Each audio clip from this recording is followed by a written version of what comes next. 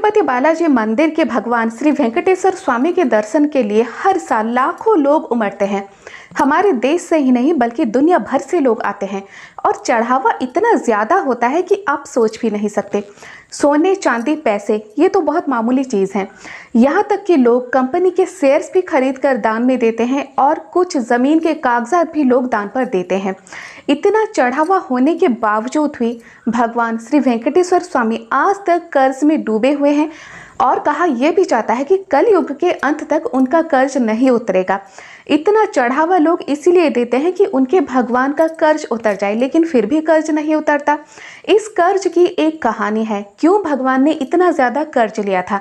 तो चलिए जानते हैं क्या है यह कहानी, श्री वेंकटेश्वर स्वामी ने क्यों इतना कर्ज लिया और कब तक ये कर्ज चुकाएंगे। चलिए शुरू करते हैं आज का ये वीडियो। अगर अभी तक आपने मेरे चैनल को सब्सक्राइब नहीं किया है तो प्लीज़ सब्सक्राइब कर ले, इसके साथ ही बेल आइकन को भी प्रेस कर ले ताकि मेरे आने वाले वीडियोस आप तक पहले पहुंच सके। मीडिया रिपोर्ट के मुताबिक हमारे देश में जितने भी मंदिर हैं, सबसे अमीर मंदिरों में से दूसरे नंबर पर आता है श्री वेंकटेश्वर स्वामी का ये तिरुपति बालाजी मंदिर।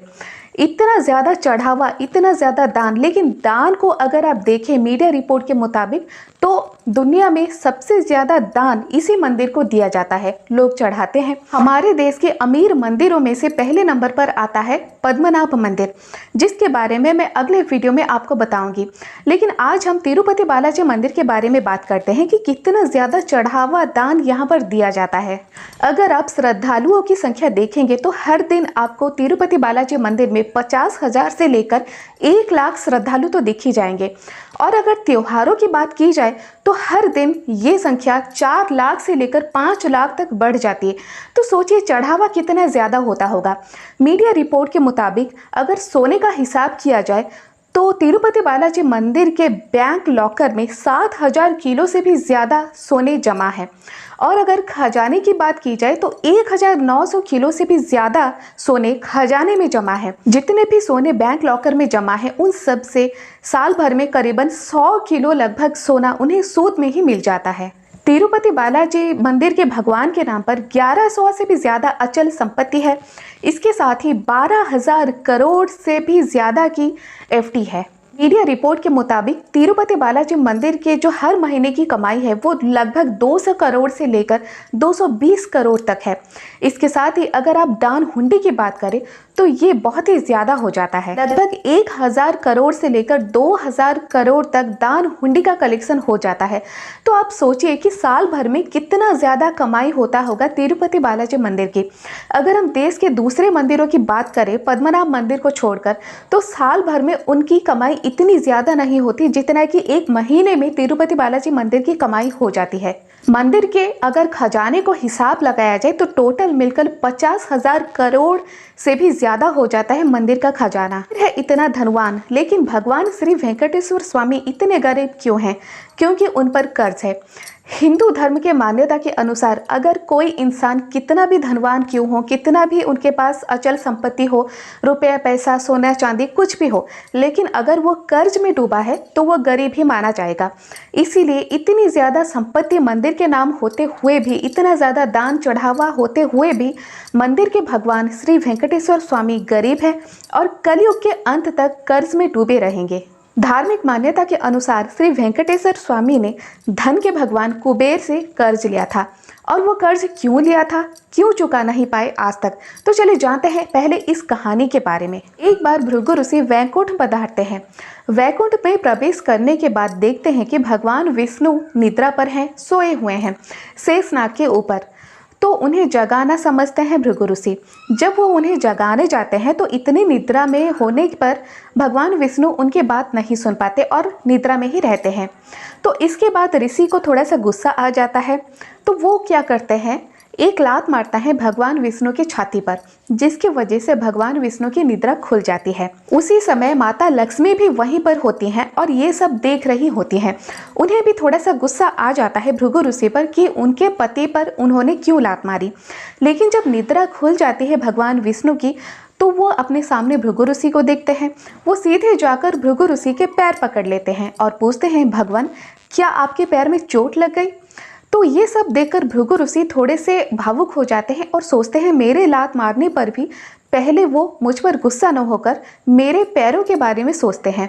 तो इससे भृगु ऋषि उन्हें एक आशीर्वाद देते हैं भगवान विष्णु को कि जितने भी यज्ञ होंगे सर्वप्रथम आप ही रहेंगे, जितने भी यज्ञ होंगे सबके वास्तविक अधिकारी भगवान विष्णु ही होंगे।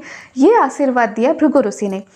तब माता लक्ष्मी जी ये सब देख रही थी। उन्हें भगवान विष्णु पर बहुत ज़्यादा गुस्सा आता है, इसके साथ ही भृगु ऋषि पर भी बहुत ज़्यादा गुस्सा आता है। और सबसे ज़्यादा गुस्सा उन्हें भगवान विष्णु पर आता है जो कि उनके पति हैं। वो उनसे इसीलिए नाराज़ हो जाते हैं कि उन्होंने भृगु ऋषि को दंड क्यों नहीं दिया और उनसे उल्टा माफ़ी क्यों मांगी और पैर के बारे में क्यों पूछा। तो इससे रुष्ट होकर माता लक्ष्मी वैकुंठ छोड़ देती हैं और धरती पर आ जाती हैं। धरती पर आने के बाद एक राजा के घर में कन्या के रूप में जन्म लेती है और उनका नाम होता है पद्मावती। माता लक्ष्मी को ढूंढते ढूंढते भगवान विष्णु भी धरती पर आए और पद्मावती से मिले। पद्मावती से मिलने के बाद पद्मावती से और उनके पिता से उन्होंने विवाह का प्रस्ताव रखा।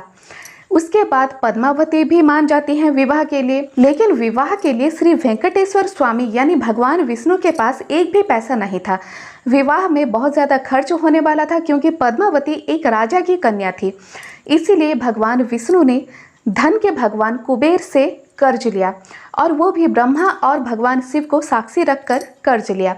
लेकिन शर्त ये थी कि कलयुग के अंत तक ही ये कर्ज उतर पाएगा क्योंकि कर्ज बहुत ज़्यादा था। कुबेर से कर्ज लेकर भगवान विष्णु यानी श्री वेंकटेश्वर स्वामी ने पद्मावती से विवाह किया और तिरुपति बालाजी मंदिर में आकर रहने लगे।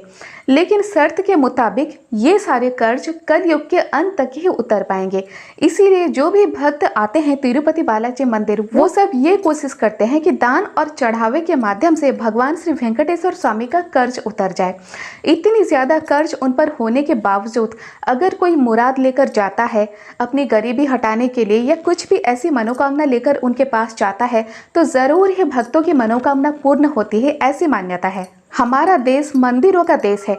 यहाँ पर बहुत ज़्यादा मंदिर है, ऐसे भी कारीगरी वाले मंदिर हैं जहाँ पर आप जाएंगे तो आपका दिल भी नहीं करेगा वापस आने के लिए। लेकिन इतनी ज़्यादा संख्या में दान किसी और मंदिर में नहीं दिया जाता।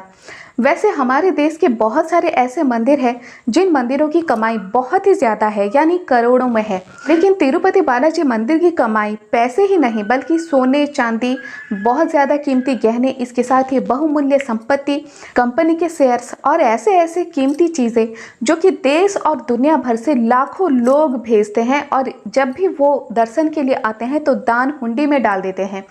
ऐसे भी कई लोग हैं जो कि दान हुंडी में ऐसी ऐसी कीमती चीज़ें डालकर चले जाते हैं और अपना नाम भी नहीं बताते, अपना नाम भी नहीं लिखते। तो इसी वजह से पता ये भी नहीं चल पाता कि कौन है वो लोग जिन्होंने इतनी कीमती जो चीज़ें हैं उन्हें दान हुंडी में डाल रखी है। इसी वजह से तिरुपति बालाजी मंदिर की कमाई बहुत ज़्यादा हो जाती है। इससे उनके गवर्नमेंट को बहुत ज़्यादा टैक्स भी मिलता है। लेकिन आप सोचिए, जिस मंदिर की कमाई इतनी ज़्यादा है, सोने चांदी पैसे, यहाँ तक कि ज़मीन के कागजात, कंपनी के शेयर्स, लेकिन भगवान कितने गरीब है जो कि कर्ज में डूबे हुए हैं और जब तक ये कलयुग रहेगा तब तक कर्ज में डूबे रहेंगे। और किसी लिए? बस पद्मावती से विवाह करने के लिए। और वैसे आप देख सकते हैं कि आजकल की शादियों में भी कितना ज़्यादा खर्चा किया जाता है, लोग डूब जाते हैं खर्चा करते करते। शायद इसी वजह से लोग खर्चा करते हैं कि ये सोचते हैं जब पहले भगवान ने अपनी पत्नी से शादी करने के लिए इतना ज़्यादा खर्चा किया था तो हम क्यों ना करें। आज का ये वीडियो अगर आपको ज़रा भी पसंद आए एक लाइक ज़रूर कर दें, शेयर करें अपने दोस्तों के साथ।